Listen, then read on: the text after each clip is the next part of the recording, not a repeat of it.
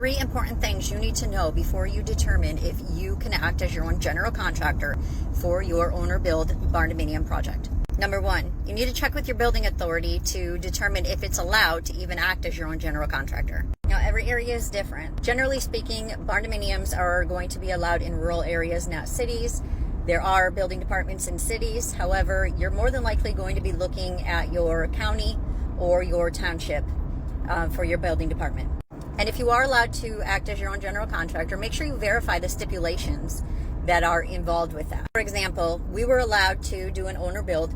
However, we had to live in the home for a minimum of 1 year after we obtained our C of O. For those that don't know, C of O is Certificate of Occupancy. Number 2, if you plan on obtaining financing, the lender and the type of loan are going to determine if you will be allowed to act as your own general contractor. There are lenders and loans out there that allow you to do this, so don't let anybody tell you that there aren't. Just keep in mind that the terms for these loans may not be quite as favorable as a loan that you would get working with a builder. Now, some lenders that do allow this may require you to submit documentation that shows that you're capable of acting as your own general contractor.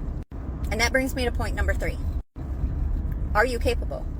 Are you prepared to oversee your entire project? Are you prepared to handle your subcontractors and communicate with suppliers to make sure materials are on site and ready to go? Are you prepared to schedule your inspections and deal with the building inspectors?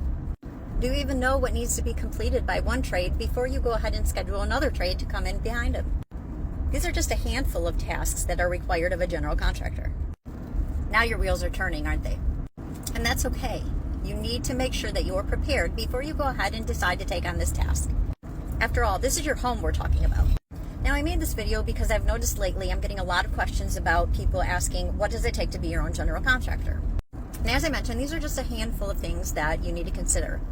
For a complete list of a general contractor's tasks and a resource that is going to make you feel confident in knowing you have every single aspect of your build planned for, and a guide that's going to make you look like a rock star to your lender or your builder, be sure to check out the link in my bio that goes to my full Build Your Barndo resource guide. And you know the drill. Like this video and follow me for more.